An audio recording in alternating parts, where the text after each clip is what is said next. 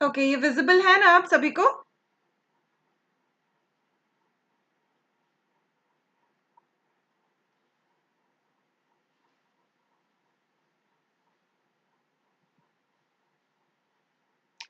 चलो let's start then. चलो let's begin. So this is your first lecture of NEET Saksham. Sorry जो थोड़ा बहुत इनिशियल टेक्निकल इश्यूज आया. तो let's begin with the class now.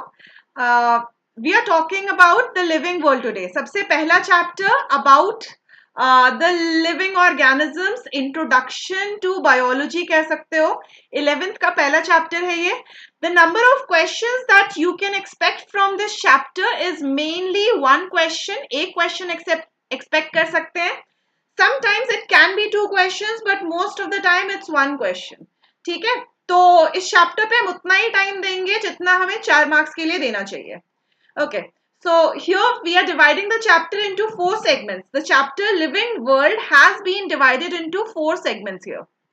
ठीक है, इस चैप्टर को 4 सेगमेंट्स में डिवाइड करते हैं. यहाँ पे 4 चीजें जाननी है हमें. सबसे पहली बात यह है कि what is living, what is living, what is the true definition of living. अभी तक जो लिविंग थिंग और नॉन लिविंग थिंग पढ़ते आ रहे थे, that was a different thing. But अब बायोलॉजी के पर्सपेक्टिव से 12th स्टैंडर्ड में लिविंग और नॉन लिविंग के क्या मायने हैं, we'll be discussing about that in the first segment. The second segment will be about taxonomy and systematics. Taxonomy and systematics, we have almost 1.7 to 1.8 million recorded species. Okay, कितने species है हमारे पास world में? We have around 1.7 to 1.8 million recorded species. Recorded species मतलब जिनका data है हमारे पास. तो उन स्पीशीज को हम कैसे पहचानते हैं, उन्हें कैसे रिकॉग्नाइज करते हैं, कैटेगराइज करते हैं, the ways of doing it comes under taxonomy and systematics. Okay, taxonomic categories, we'll be studying about taxonomic categories जैसे kingdom, phylum, class, order, family, genus, species. And taxonomical aids की कोई species है तो उसको पहचानने के लिए हमें कुछ टूल्स चाहिए होता है, कुछ इक्विपमेंट्स, कुछ मेथड्स चाहिए होता है. So we learn to recognise those organisms with the help of taxonomic aids. Okay, so first we are starting with the very first segment, that is what is living. Living being क्या होता है? Okay, what is a living thing? So there are 5 definitions here that basically defines a living being. First is growth, second is reproduction, third is self-regulation, fourth है sensing the environment, अपने आसपास की चीजों को, अपने आसपास के इन्वायरमेंट को सेंस करना. We have the sensory organs, we have the eye, we have nose, we have skin, उसके अलावा भी वी हैव ईयर्स. तो अपने आसपास के सराउंडिंग को सेंस करना, that is the characteristic of living. And responding to that sensing, कुछ सेंस किया, you sense that there is a fire next to you, तो उस फायर के लिए आपको कैसे रिस्पॉन्ड करना है? बाल्टी में पानी लेकर जाओगे, उस फायर पे डालोगे. So the response to the stimulus, that comes under living. Okay, so growth, reproduction, self regulatory, sensing the environment and response to stimulus. अब क्वेश्चन जो पूछा जाता है, एक तो इस सेगमेंट से एक क्वेश्चन बनता है कि what is the defining feature of a living being. ये सारे जो फीचर्स हैं, these are the features of a living organism, these are the features of a living being. पर क्या ये डिफाइनिंग फीचर हैं जो कि सिर्फ लिविंग में पाए जाते हैं, और they are not the defining features. Okay, so first we will be talking about growth here. Growth का मतलब हम सब जानते हैं, बेसिक टर्मिनोलॉजी में अगर बात करें नॉर्मली, तो ग्रोथ का मतलब होता है बढ़ना, किसी भी चीज का ग्रो करना, किसी भी चीज का बढ़ना, that is growth. Uday note मिल जाएगा, नोट सारा मिल जाएगा, you don't need to copy it down, कुछ कॉपी मत करना अभी. You will get all the notes in PDF form. Okay, so you will get the notes as well as the DPP, तो उसकी फिक्र मत करना. Okay, so first we will be talking about growth. तो growth क्या होता है? Growth means बढ़ना. बढ़ना, the body is continuously growing. Initially we were a single celled zygote, एक सिंगल सेल्ड जाइगोट थे हम, जो कि हमारे पेरेंट्स के गेमीट के फ्यूजन से बने थे। But now look at us, we are a grown up human being, है ना, we are a grown up human being. तो उस एक सिंगल सेल्ड जाइगोट से डेवलप हो करके एक होल ऑर्गेनिज्म का बनना, that comes under growth, that is growth. Okay, development और डिफरेंशिएशन होना सेल्स का, that is growth. Now growth can be of two types. अगर इंटरनली ग्रोथ हो रहा है तो we'll call it as intrinsic. ठीक है, इंट्रिंसिक ग्रोथ का मतलब होता है इंटरनली ग्रोथ होना, अंदर से ग्रोथ होना। That means the cells are dividing from within and layer by layer accumulation हो रहा है सेल्स का, and that is why the body is growing. हमारी हाइट बढ़ रही है, हमारे सेल्स कंटिन्यूअसली रिप्लेस हो रहे हैं, we are growing in height, we are growing in width, that is the intrinsic growth जो कि अंदर से हो रहा है। ठीक है, the next growth is extrinsic growth. Extrinsic growth, extrinsic growth मतलब इन मीन्स अंदर से और एक्स मीन्स बाहर से। तो एक्सट्रिंसिक ग्रोथ का मतलब होता है growth from outside, growth from outside the body.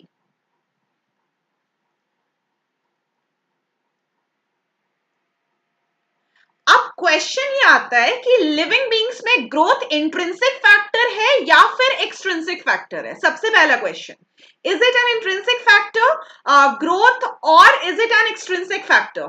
So in humans or any living organism growth is an intrinsic factor. हमारे बॉडी में ग्रोथ किस लिए हो रहा है? Because the cells are dividing, cells are getting accumulated continuously, इस वजह से ग्रोथ हो रहा है। अब ग्रोथ जो है नॉन लिविंग ऑर्गेनिजम्स में भी होता है, right? We know about the mass and everything, non living organisms में भी ग्रोथ होता है। अब कैसे पता चलता है नॉन लिविंग ऑर्गेनिजम्स में ग्रोथ है? लेट्स से रेगिस्तान में सैंड ड्यून्स होता है ना, sand dunes, the mountain of sand that keeps on moving from one place to another. उस पे कंटिन्यूअसली सैंड का एक्यूमुलेशन होते रहता है। जितनी बार हवा आएगा उस पे सैंड का एक्यूमुलेशन होगा और सैंड ड्यून का हाइट जो है वो इंक्रीज होता रहेगा। अब सैंड ड्यून का हाइट कंटिन्यूअसली इंक्रीज हो रहा है, तो क्या हम ऐसा बोलेंगे कि वो लिविंग ऑर्गेनिज्म है?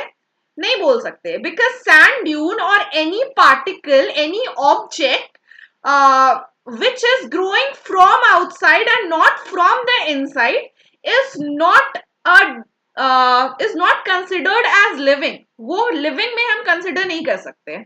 so growth जो है वो non living में भी होता है और living organisms में भी हो सकता है।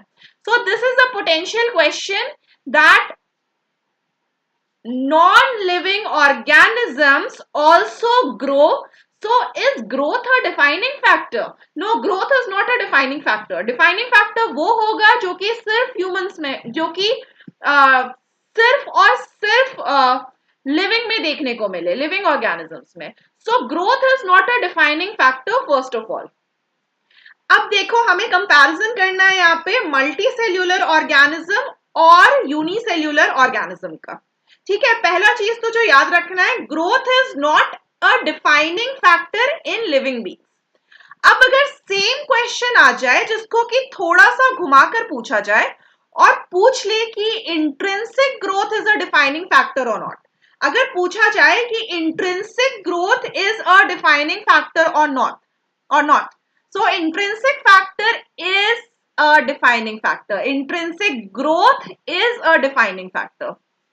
ठीक है, इंटरनल ग्रोथ जो है वो सिर्फ लिविंग बीइंग्स में होता है, तो intrinsic growth is a defining feature.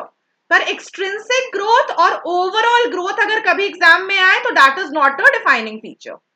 Okay, अब देखो next that we have to talk about is multicellular organisms में ग्रोथ और रिप्रोडक्शन हैंड इन हैंड चलता है, साथ साथ होता है, या फिर यूनिसेल्यूलर ऑर्गेनिज्म में ग्रोथ और रिप्रोडक्शन साथ साथ चलता है। Okay, good evening everyone, good evening Amit, नक्षत्र, गुड इवनिंग। ठीक है, चलो let's move ahead. Multicellular organisms में क्या होता है? एक तो हम जानते हैं कि our body is continuously the cells in our body is continuously getting depleted and continuously being formed. हमारी बॉडी के जो स्किन सेल्स हैं वो पूरे टाइम बनते हैं टूटते हैं, बनते हैं टूटते हैं, they are getting replaced again and again. ठीक है, कोई अगर नॉर्मल किसी बच्चे की ग्रोथ हो रही है तो bones are growing in size, bones में जो ऑस्टियोसाइट्स है वो ग्रो कर रहे हैं। तो क्या ग्रो होते होते उस पर्टिकुलर इंसान में रिप्रोडक्शन भी हो जाता है? No, growth and reproduction is completely different in human beings. Growth का एक टाइम होता है जब कोई इंसान जुवेनाइल फेज में होता है, until and unless they reach the reproductive phase they will not start reproducing. Okay, so growth अलग होता है और रिप्रोडक्शन जो है वो अलग होता है। रिप्रोडक्शन उसी टाइम पे होगा once the juvenile phase is over, whereas growth occurs from the age of जब से you get born तब से लेकर के till 18 years or so, तब तक ग्रोथ होता रहता है। ठीक है, so in multicellular organisms, in all the multicellular organisms, growth and reproduction are not interdependent. Okay, that is a statement in your NCERT as well. Growth and reproduction are not interdependent and they are not inclusive of each other. ठीक है, next अगर बात करें unicellular organisms की, unicellular organisms की अगर बात करें तो we know of Monera and Protista. Monera is a unicellular prokaryotic organism, Protista is unicellular eukaryotic organism. उसके अलावा भी हम लोगों को ईस्ट मिलता है और भी कुछ कुछ यूनिसेल्यूलर ऑर्गेनिजम्स मिलते हैं। तो उनमें रिप्रोडक्शन कैसे होता है या उनमें ग्रोथ कैसे होता है? दे स्टार्ट ग्रोइंग, एक छोटा सा सेल है, छोटा सा सेल है यहाँ पे, ठीक है, जस्ट अ सेकेंड, हाँ, एक छोटा सा सेल है। ये सेल जो है अपना साइटोप्लाज्म का मास इंक्रीज करेगा। ठीक है, it grows in size, it becomes bigger and bigger, it grows in size, it becomes bigger and then it will divide into two. इससे क्या हुआ, ये करने निकला था growth, but it ended up doing reproduction. Okay, so it was growing itself, but it ended up doing the reproduction. ये जो यहाँ पे डायग्राम बना हुआ है, this is basically the diagram of binary fission. Binary fission हम लोगों को पता है, फिशन का मतलब होता है टूटना, फिजिक्स में ही पढ़े होंगे, फिशन मतलब ब्रेकिंग डाउन और बाइनरी मतलब टू। तो दो में किसी सेल के डिवाइड होने को we call it as binary fission. Okay, so unicellular organisms में growth and reproduction are inclusive of each other, you need to remember that. ये एनसीईआरटी का सेंटेंस है एंड ये सेंटेंस ऐसा का ऐसा बहुत बार एग्जाम में पूछ लिया गया है, so you need to remember that. Okay, so that was the first thing, that is growth. Growth में क्या याद रखना है कि यूनिसेल्यूलर में growth and reproduction is inclusive, multicellular में growth and reproduction is not inclusive. Growth is not a defining feature, but intrinsic growth is the defining feature. That is all you need to remember here. Moving on to the next statement, that is reproduction. Reproduction क्या defining feature है या नहीं है? तो reproduction में first of all we need to know about these two things, that reproduction is of two types. Okay, reproduction is sexual reproduction जहाँ पे gametes का fusion होता है। We know the sperm from the male and the ovum from the female, they fuse together to form a zygote. ठीक है, यहाँ पे जो gametes होते हैं they are N and N.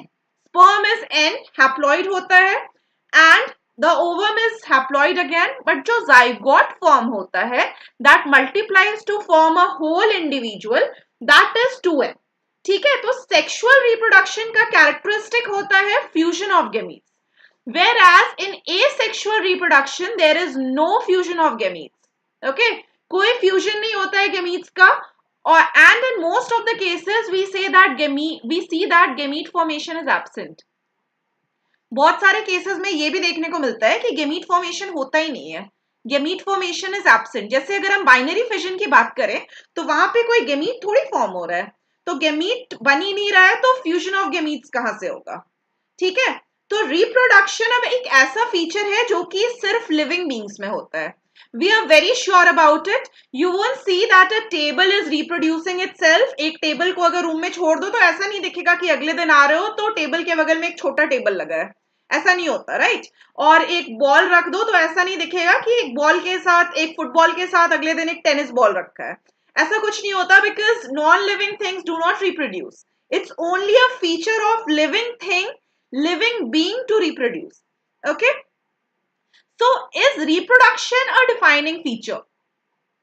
एक क्वेश्चन आता है, is reproduction a defining feature?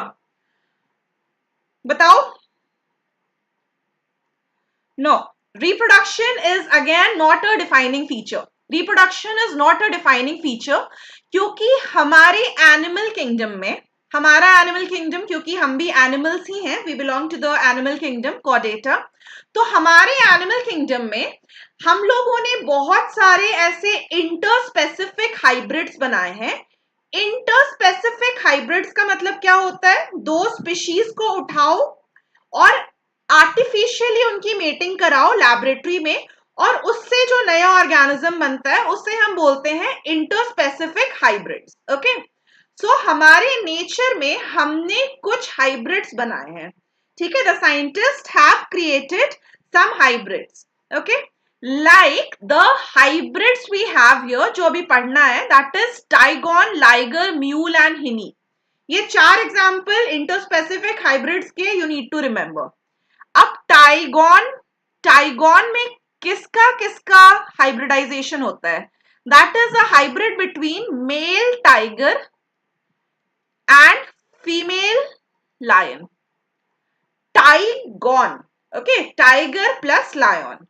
Next is liger. तो लाइगर में मेल लायन होता है और female tiger is present, female tiger, that is liger. Okay, mule में क्या होता है? तो म्यूल में मेल डोंकी होता है और फीमेल हॉर्स. और हिनी में क्या होता है? That is male horse plus female donkey. ये याद रखने का तरीका अच्छा है, इजी है. जो फादर का नाम है, like if the father is lion, तो फादर के नाम को आगे लगाते हैं और लास्ट कुछ लेटर्स को, मदर के नाम के लास्ट कुछ लेटर्स को पीछे की तरफ ऐड करते हैं, ठीक है. सो टाइग प्लस आयन इज टाइगॉन, ठीक है. उसके अलावा वर्कर बीज, हमारे जब हम हनी बी की कॉलोनीज पढ़ते हैं, that will be study, excuse me, that we'll be studying in genetics. तो हनी बी के 3 कास्ट पढ़ते हैं हम. एक होता है क्वीन बी, एक होती है क्वीन बी, एक होती है वर्कर बी और एक होता है ड्रोन. उसमें जो वर्कर बी होते हैं ना, दे आर स्टेराइल प्लस जो इनफर्टाइल कपल्स होते हैं. We have so many people around us who can not produce kids who are infertile. So are they non living? क्या उनको हम ऐसा बोल दें कि वो इंसानी नहीं है, they are not living? No, that's not true. They are living as well. तो नेचर में, हमारे लिविंग वर्ल्ड में बहुत सारे ऐसे ऑर्गेनिजम्स हैं, they cannot reproduce, बट हम ऐसा नहीं कर सकते कि उनको लिविंग के क्राइटेरिया से बाहर निकाल दें. Okay, we can not take them out from the criteria of living. So reproduction is not a defining feature. It is not a defining feature.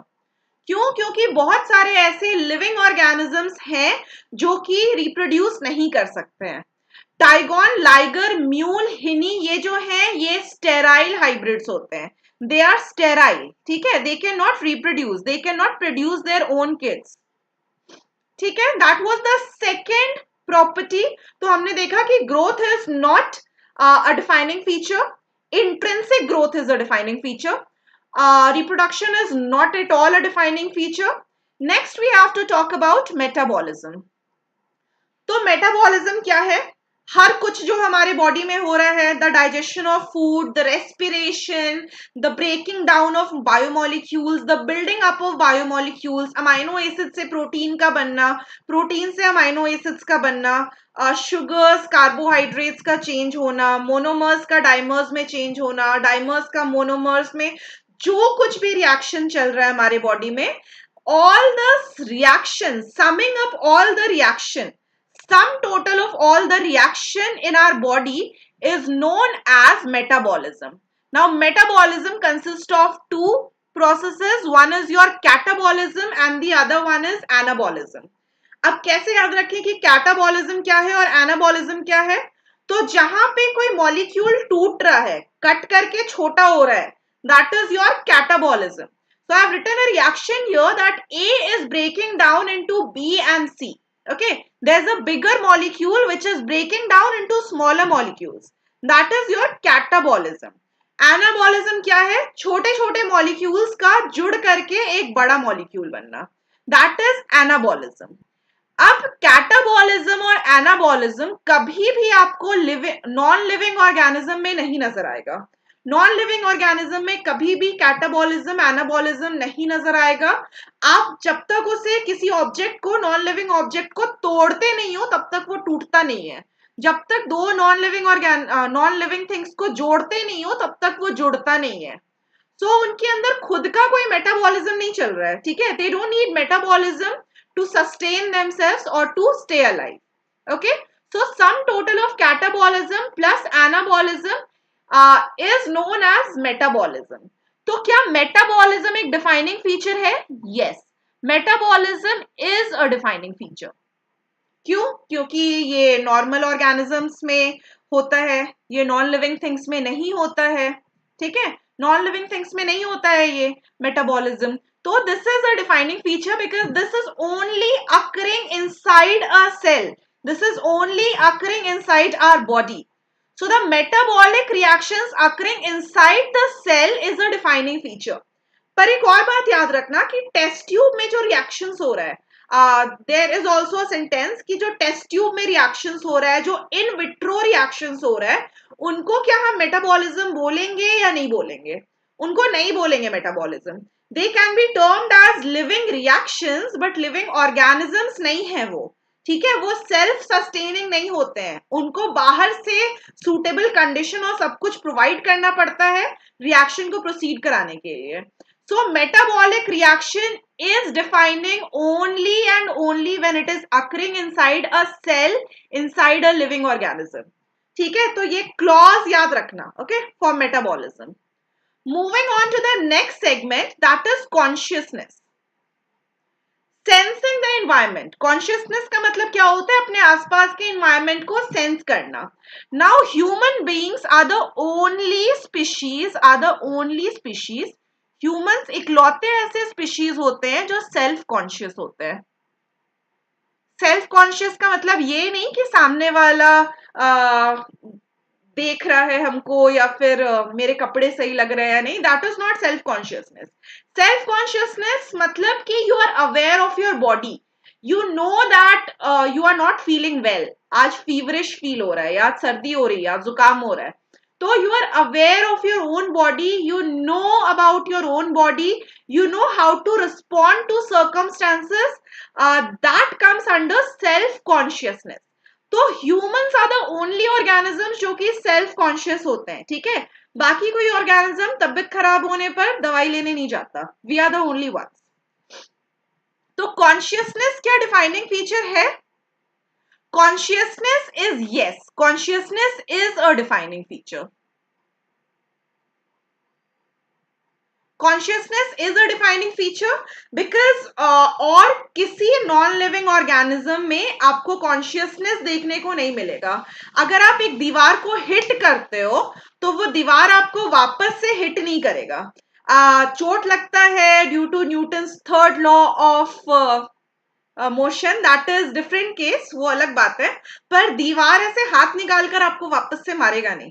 ठीक है, तो non-living things are not conscious of themselves. They are not conscious. अब एक question आता है कि the people in coma should they be considered under living or should they be considered under non-living? A person in coma, उनको non-living में डालें या फिर living में डालें?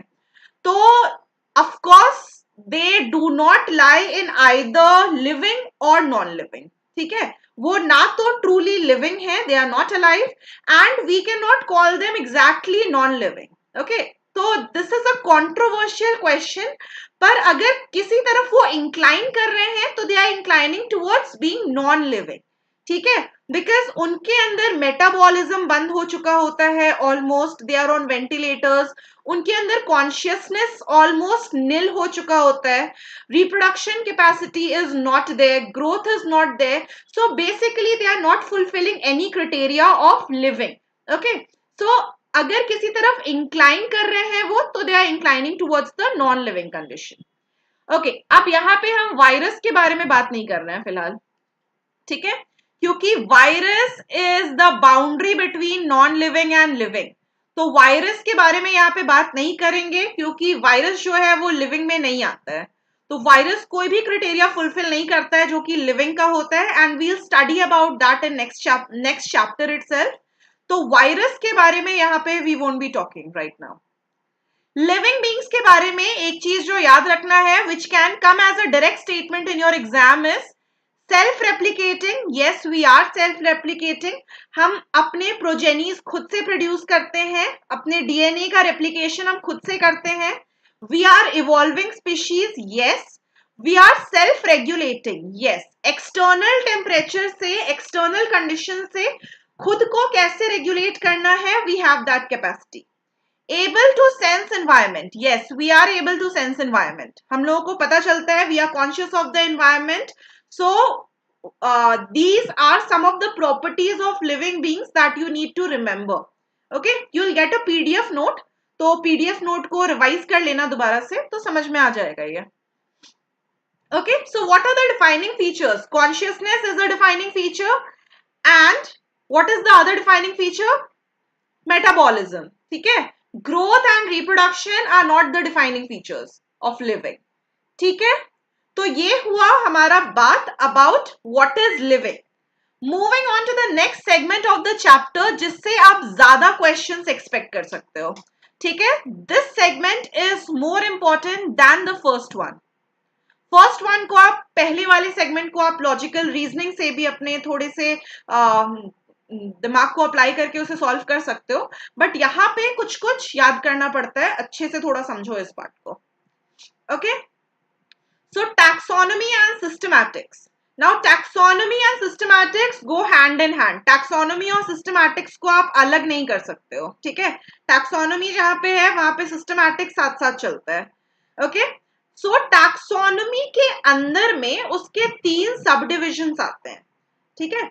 Taxonomy क्या है? तो taxonomy is the science of theory and practical of identification, nomenclature and classification, ठीक है। हम जो पढ़ाई करते हैं किसी ऑर्गेनिज्म को आइडेंटिफाई करने के लिए, उसके नेमिंग के लिए और उसे क्लासिफाई करने के लिए कि उसे कौन से ग्रुप में डालना है, ये टोटल समेशन जो है ये टैक्सोनॉमी के अंदर आता है, ठीक है। आइडेंटिफिकेशन का मतलब क्या होता है? लेट्स से आप कहीं घूमने गए, you go to the north east, और आपको एक कोई अलग सी बर्ड नजर आई, ठीक है, अलग सी बर्ड नजर आई which has red beak and it is having 3 legs, ठीक है। लेट्स सपोज, मान लो ऐसा एक अलग सी बर्ड नजर आई, आप उस बर्ड को एक केज में डालोगे और आप उसे उठाकर ले आओगे, and you will take it to a scientist, you will take it to a taxonomist. जो टैक्सोनॉमी की पढ़ाई करते हैं, they are known as taxonomist. बहुत रिस्पेक्टेबल पीपल होते हैं ये लोग, क्योंकि अपनी पूरी लाइफ रिसर्च में निकाल देते हैं, so they are to be respected, ठीक है। तो टैक्सोनॉमी के अंदर 3 कैटेगरीज आते हैं। पहला तो आप उठा करके लाओगे उस ऑर्गेनिज्म को और आप टैक्सोनोमिस्ट के पास ले जाओगे, जो पढ़ाई करता है इन सब चीज की, उसके पास ले जाओगे, उनको बताओगे कि I found a new organism, जो कि एक न्यू बर्ड है जिसके की रेड बीक है, इसके 3 पैर हैं, and it is having a lot of different features, so can you please identify it for me. तो आप उस ऑर्गेनिज्म को डिस्क्राइब कर दोगे कि ऐसे ऐसे फीचर्स हैं उसके अंदर, वो साइंटिस्ट भी देखेंगे, उसके डिस्क्रिप्शंस लिखेंगे, ठीक है। Now the next step is scientific naming, ठीक है। साइंटिफिक नेमिंग, साइंटिफिक नेमिंग करना क्यों जरूरी है? क्योंकि एक पर्टिकुलर ऑर्गेनिज्म को, एक पर्टिकुलर प्लांट को, किसी भी चीज को पूरे वर्ल्ड में अलग अलग नाम से जाना जाता है।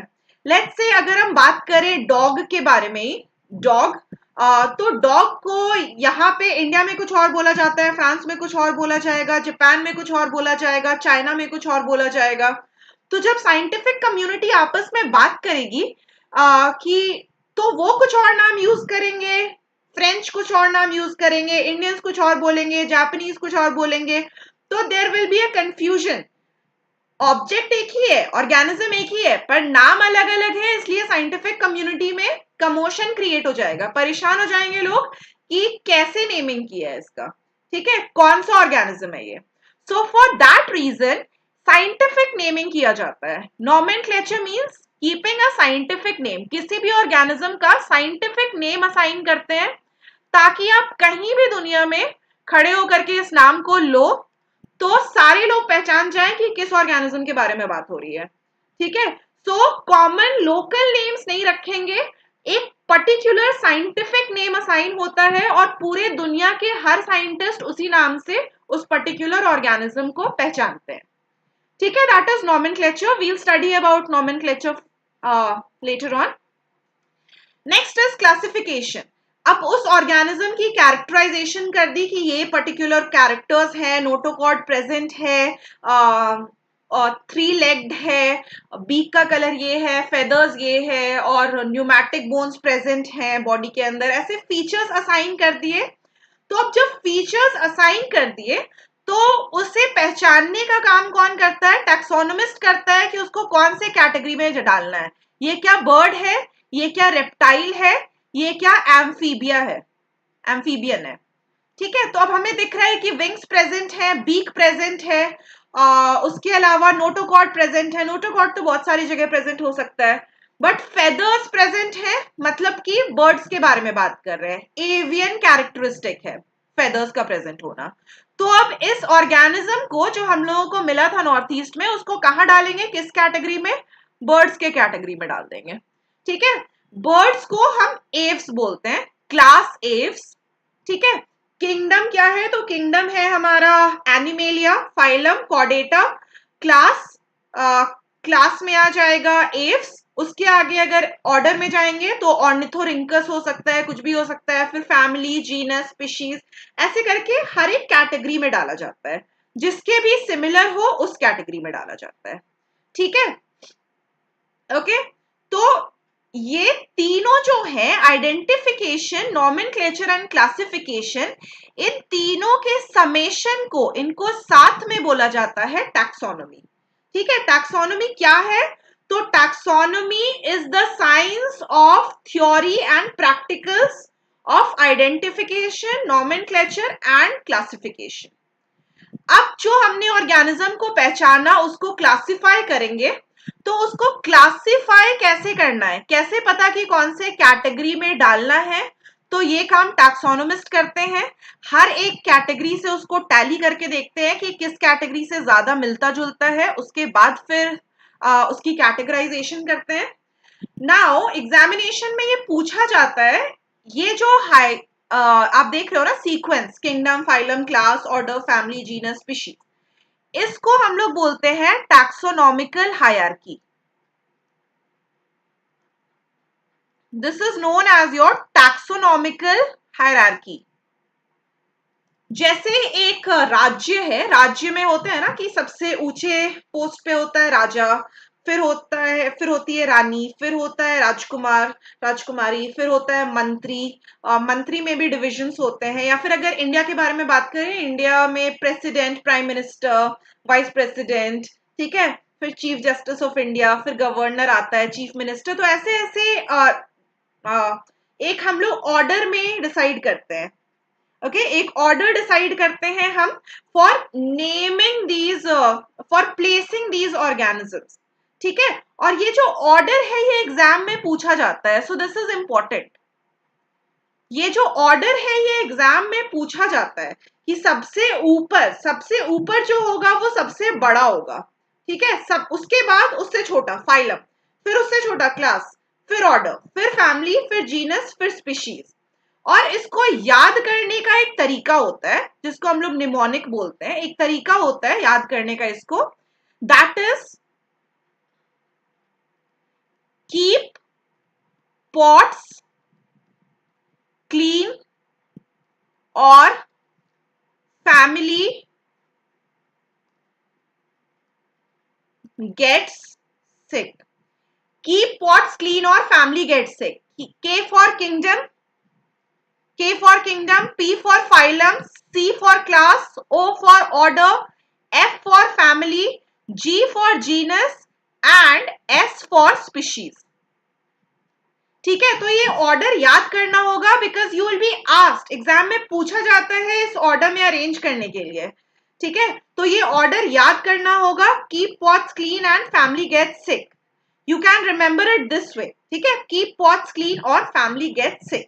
ओके, अब ये जो हर एक कैटेगरी है, हर एक कैटेगरी है, किंगडम है, फाइलम है. ओके, फाइलम को ही प्लांट के केस में डिवीजन बोला जाता है. एनिमल्स के केस में फाइलम बोलते हैं, प्लांट्स के केस में डिवीजन बोलते हैं. ठीक है, ये जो हर एक कैटेगरी है ना, इसको टैक्सॉन बोलते हैं. सिंगुलर में टैक्सॉन बोलते हैं, प्लूरल में टैक्सा बोलते हैं. सिंगुलर में टैक्सॉन बोलेंगे, प्लूरल में टैक्सा बोलेंगे. ठीक है, अब टैक्सोनॉमी तो समझ रहे हो. टैक्सोनॉमी तो देखे. सिस्टमैटिक समझो क्या होता है. Systematics is the science of study of evolutionary relationships between organisms.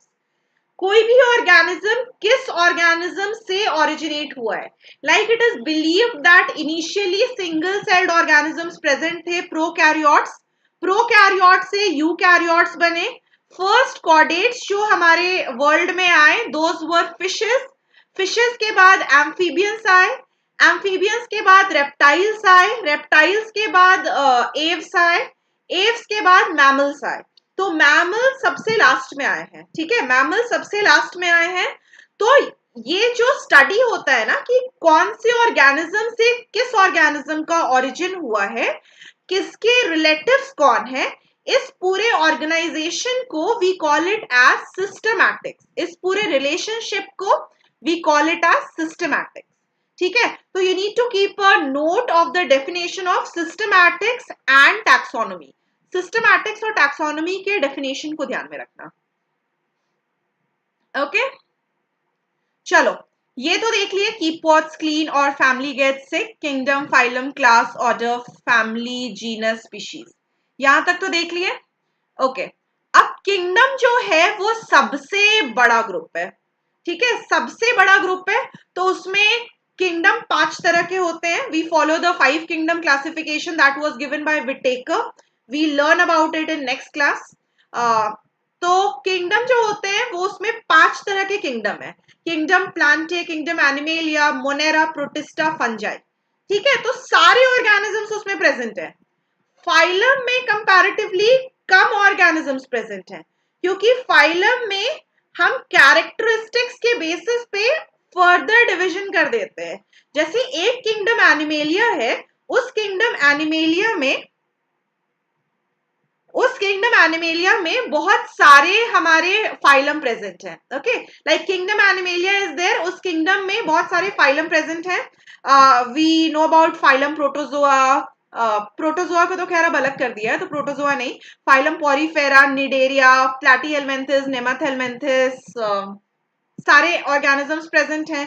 Annelida, arthropoda, काइनोडर्मेटा, ये सब प्रेजेंट हैं. ओके, तो फाइलम और भी ढेर सारे हो जाएंगे. जैसे एक कंप्लीट वर्ल्ड है. ठीक है, एक कंप्लीट वर्ल्ड है.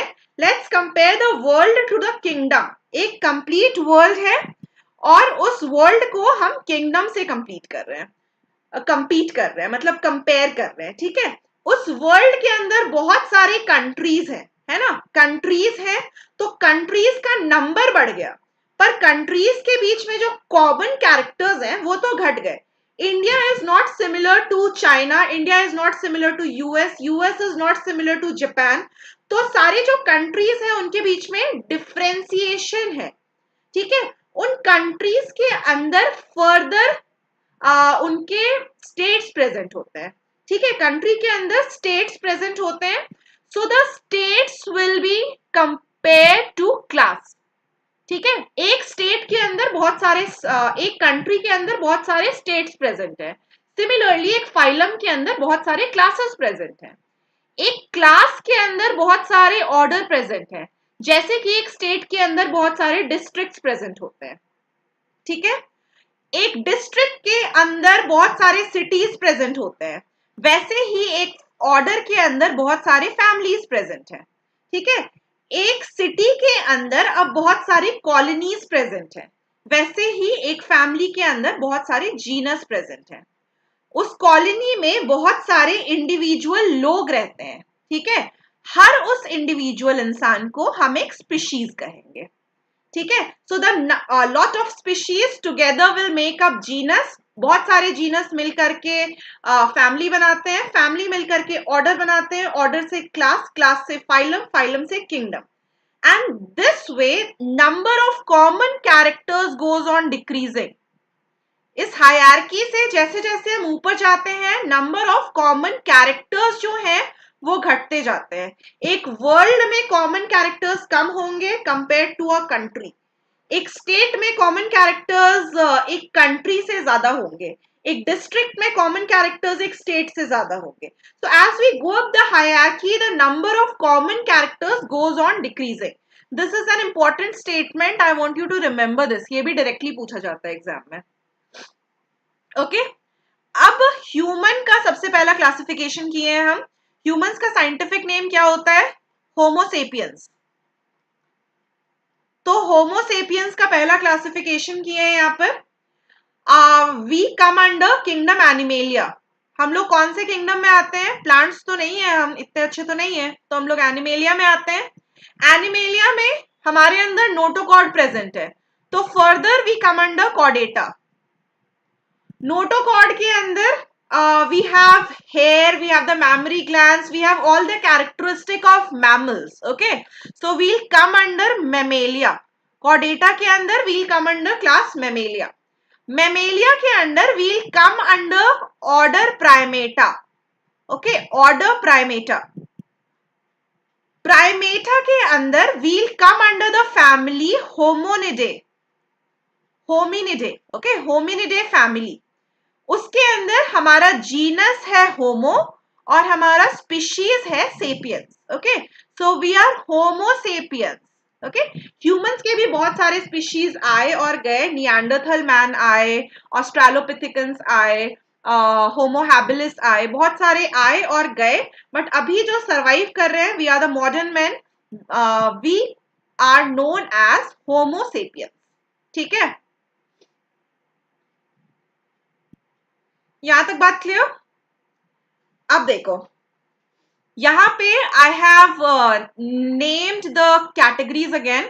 यहां पे उल्टा है, जो सबसे बड़ा है वो सबसे नीचे है, kingdom, phylum, class, order, family, genus, species, ऐसे हम लिखे हैं क्योंकि हमको कुछ समझाना है इस वजह से, ठीक है।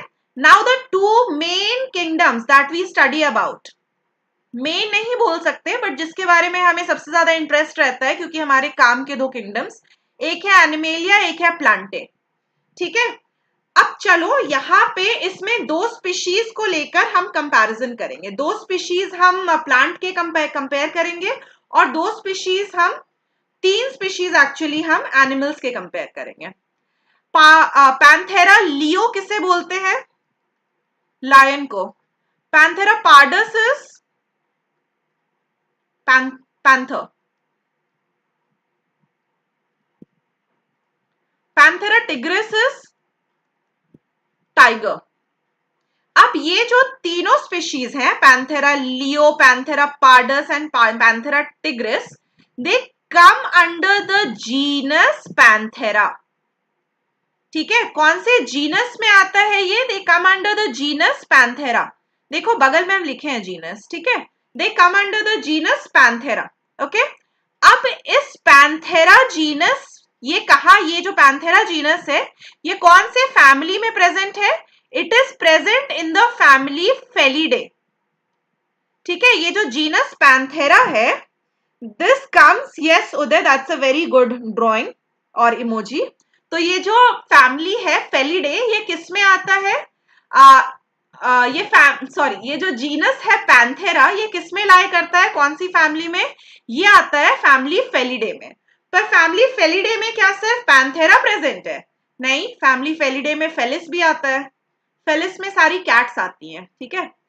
अब फैमिली फेलिडे जो है वो कार्निवोरा में लाई करता है, ऑर्डर कार्निवोरा में आता है। तो ऑर्डर कार्निवोरा में क्या सिर्फ फेलिडे प्रेजेंट है? नहीं, ऑर्डर कार्निवोरा में कैनिडे भी आता है। कैनिडे मतलब डॉग का फैमिली, डॉग फैमिली, ओके। अब ऑर्डर कार्निवोरा जो है, हाँ, ऑर्डर कार्निवोरा जो है, ऑर्डर कार्निवोरा क्या सिर्फ इकलौता ऑर्डर है जो कि मैमेलिया में आता है? नहीं, कार्निवोरा के अलावा प्राइमेटा जो ऑर्डर है ये भी मैमेलिया में आता है, ओके। अब कॉर्डेटा में क्या सिर्फ मैमेलिया आता है? नहीं, कॉर्डेटा में एव्स भी आता है, रेप्टिलिया भी आता है, एम्फीबिया भी आता है, और क्या बच्चा? यही चार आता है, ठीक है। सो और कॉर्डेटा जो है ये कौन से किंगडम को बिलोंग करता है? This belongs to kingdom animalia, okay. तो एक किंगडम में बहुत सारे फाइलम होते हैं, एक फाइलम में बहुत सारे ऑर्डर्स होते हैं, क्लासेस होते हैं, क्लासेस में बहुत सारे ऑर्डर्स होते हैं, ऑर्डर में बहुत सारे फैमिली, फैमिली में अलग अलग जीनस, और जीनस, एक जीनस बहुत सारे ऑर्गेनिजम्स का हो सकता है, बहुत सारे स्पीशीज का हो सकता है, ठीक है। एक एग्जाम्पल एनिमल किंगडम का लिए, तो let's take the next example of plant kingdom. ये जो प्लांट किंगडम है, we are taking two examples here. एक है ट्यूबरोसम, ठीक है, tuberosum is for potato and melongena is for brinjal. ये दोनों स्पीशीज का नाम है, ठीक है। ऐसे लॉजिकली हमको स्पीशीज का नाम स्मॉल लेटर से स्टार्ट करना चाहिए, ठीक है, स्पीशीज का नाम स्मॉल लेटर से स्टार्ट करना चाहिए, ठीक है, ओके। अब ये जो स्पीशीज है tuberosum and melongena, they will be coming under a genus known as Solanum. Solanum tuberosum, Solanum melongena, right right correct Uday, good, Shaily good. तो सोलेनम मेलंगना जो है, सोलेनम इज द जीनस। अब ये जो सोलेनम जीनस है ये family Solanaceae में आता है। तो फैमिली सोलेनेसी में क्या सिर्फ एक ही जीनस प्रेजेंट है? नहीं, फैमिली सोलेनेसी में 3 जीनस प्रेजेंट है, पिटूनिया, सोलेनम एंड धतूरा, ठीक है। तो 3 जीनस प्रेजेंट है, पिटूनिया, धतूरा एंड सोलेनम। अब सोलेनेसी फैमिली जो है वो ऑर्डर पोलीमोनियल्स में आता है, ऑर्डर पोलीमोनियल्स, ओके। तो क्या ऑर्डर पोलीमोनियल्स में सिर्फ एक ही फैमिली प्रेजेंट है? नहीं, सोलेनेसी के साथ साथ कन्वल्वलेसी भी प्रेजेंट है, ठीक है। अब ये जो ऑर्डर है पोलीमोनियल्स, दिस कम्स अंडर डाइकॉट्स, ठीक है, डाइकॉट्स में आता है, क्लास डाइकॉट्स को बिलोंग करता है। अब हमें पता है एक और क्लास होता है, दैट इज मोनोकॉट्स। तो monocots and dicots both come under angiosperm, ठीक है। और एंजियोस्पर्म, जिम्नोस्पर्म, टेरिडोफाइट्स, ब्रायोफाइट्स, ये सब मिल करके किंगडम प्लांटे बनाते हैं, ठीक है। So this is how we arrange. ये समझ में आया यहां तक? तो ये चार्ट याद रखना, और आपके एनसीईआरटी में एक चार्ट दिया हुआ है जहां पे 4 स्पीशीज का नाम दिया हुआ है। One is mango, Mangifera indica. वो स्पीशीज में जो क्लास एक हाउस फ्लाई है, मस्का डोमेस्टिका, उस चार्ट में जो आपके नाम दिए हुए हैं ना, ऑर्डर, जीनस, क्लास, फाइलम, जो कुछ भी नाम दिया हुआ है उसको रट लेना, ठीक है, उसको अच्छे से रट लेना। उसको मैच द कॉलम में भी पूछा जाता है, फिल इन द ब्लैंक्स के फॉर्म में, वो बहुत बार एग्जाम्स में पूछा गया है, तो उसको अच्छी तरह से रट लेना उस चार्ट को। मस्का डोमेस्टिका, मैंगीफेरा इंडिका, इन सबका साइंटिफिक नेम और इन सबके family name, class name, order name, ये सब दिए हुए हैं, ओके।